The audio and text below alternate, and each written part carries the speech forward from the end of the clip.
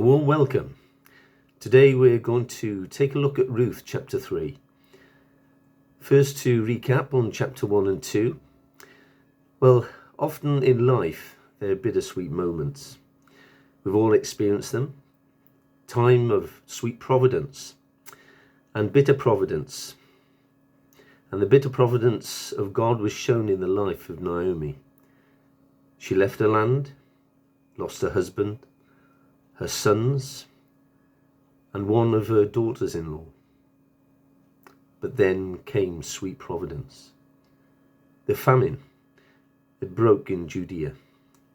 Naomi was able to go home, and Ruth committed herself to care for Naomi. And this, and all while a kinsman named Boaz was preserved as a husband for Ruth. And this was to rise up as an heir for the family. Sadly, the chapter ends with Naomi overwhelmed by her losses. She says that the Almighty has dealt with very bitterly with me, she reflects. Then we turn to chapter 2. Chapter 2, the mercy of God breaks through like a shaft of light in a darkened room. So intense was this light that even Naomi could see it. We meet Boaz, a man of wealth, a man of God. In fact, he was also a relative of Naomi's husband. And we see Ruth taking refuge now under the wings of God in a sovereign land, indeed being led by God's mercy into the field of Boaz. Naomi recovers from her despondency and she exalts God. We read the God loving kindness has not shaken the living nor the dead. So chapter 2, it overflows with hope. Boaz is God's man in his business and in his personal life, in his personal relations. Ruth is God's dependent woman in the wings of God. Naomi is now God's exalted woman under the sovereignty of God. All the darkness of the chapter 1 has gone. It has turned from a desperation into probably unbridled joy. The Almighty has dealt bitterly with me, she said in chapter 1, is replaced with his kindness has not forsaken the living or the dead. Perhaps the lessons of chapter 1 and 2 are surely at least this. Seek refuge under the wings of God, even when they seem to be all shadows around us. And at just the right time, God will be there for you. He will look out from his highest mountain and bring us to that highest mountain, to see the splendor of the plain below. So on to chapter 3.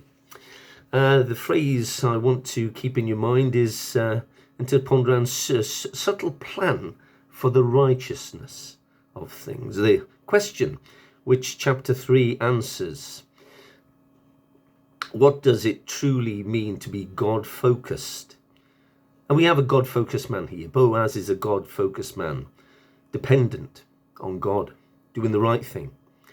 We have a young lady, and we have a God. We have a God exalting and reigning all around his glory to those under his control. The answer is that they manifest a strategic righteousness.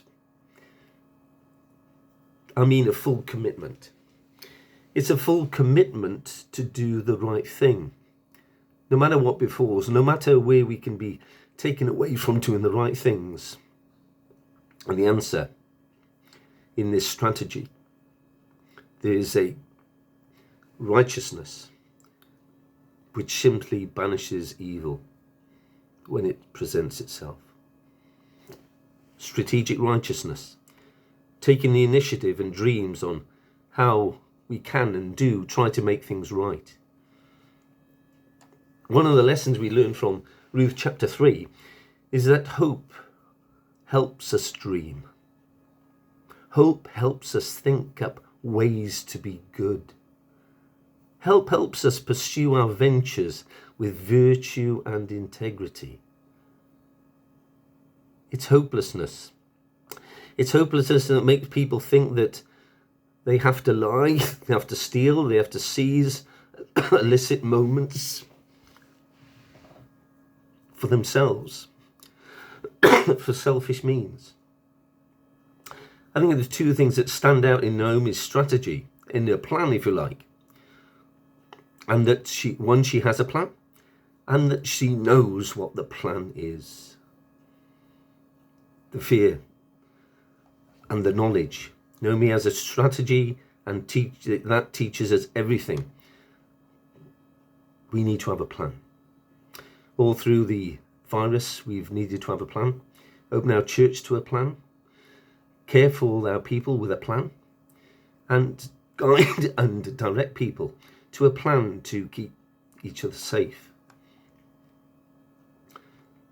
Of course, the Almighty can and does respond to us in also wonderful ways. But of course we do get sometimes depressed.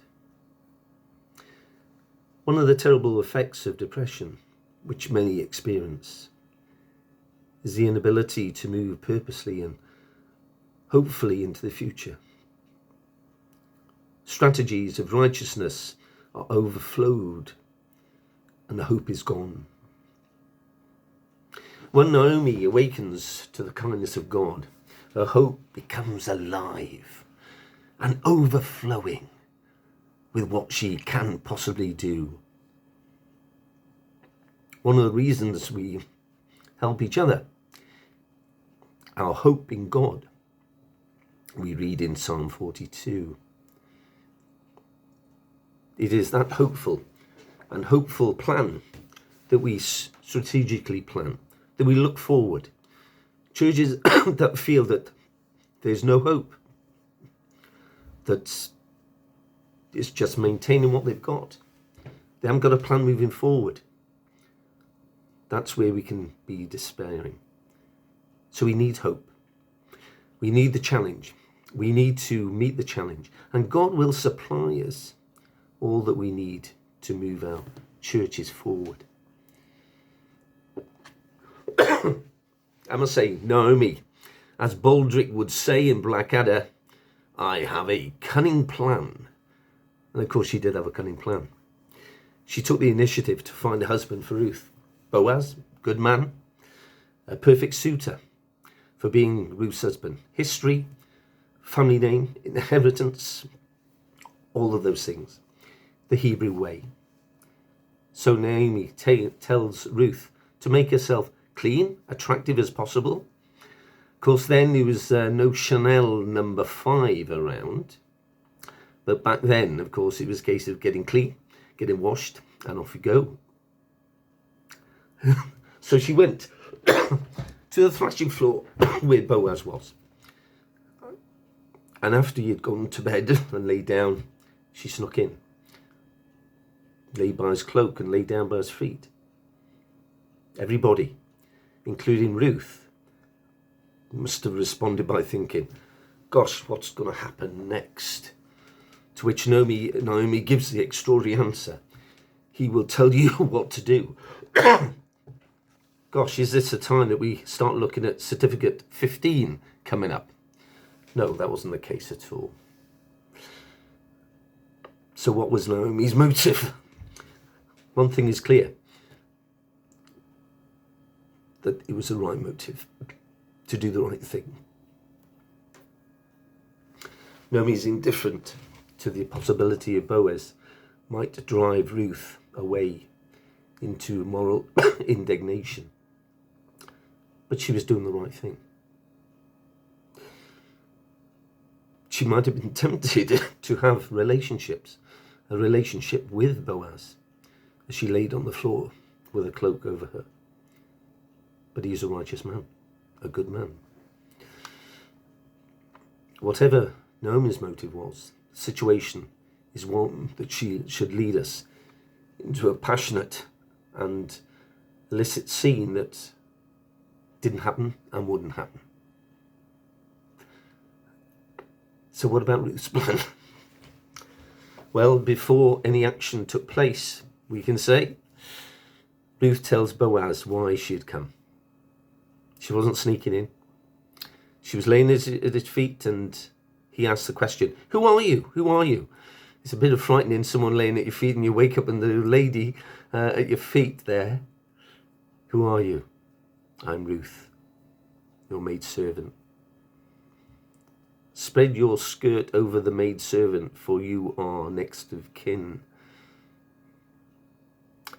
Ruth is not merely Naomi's pawn in this.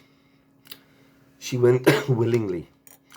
She takes her place alongside him. When we think of those words that we also read in this chapter 3, that under the wings of God, under the wings of God.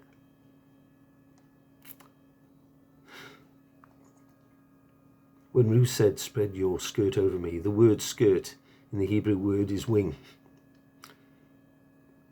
This word used in other places. God's great agent was taking refuge under the wings of God.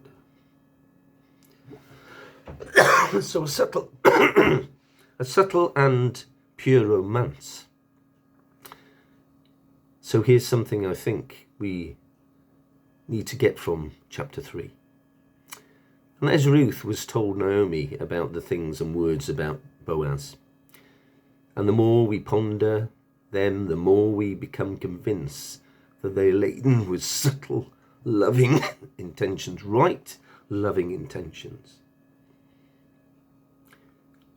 Imagine how fast her pulse was racing when Boaz awoke. I am Ruth, she said. I am Ruth. Spread your wing over your maiden servant. He was significantly older, a middle-aged man in love with a young widow, whom he discreetly called my daughter. We so often see news headlines, don't we? A man of a certain age is with a lady of 20 or 30 years younger, and so on. And we all may have our incorrect ideas of that. Love is precious, and love affects people in different ways.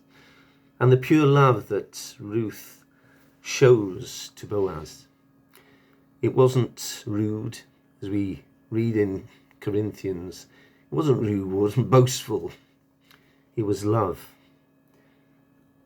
It comes the word of magnificent righteousness and self-control. He says, according to custom, Ruth, there's another who has prior claim to you, he says, and I won't be able to proceed until things are truly settled with him. Again, he was a righteous man, knowing what he should do, knowing how he should go about doing the right things. So, he loves her. She loves him. They are alone. Nothing happens. Let's listen to the mood of the world today then. If it feels good, go and do it. Doesn't matter, just go and do it. Never mind the guilt producing perpetual and your Puritans and so on and so forth. Just do it. Never mind what else other people think. But I say to you, I say to myself, if the stars are shining in their beauty and in your blood is thundering like a hammer, and when we are safe in the privacy of our own place, let us stop.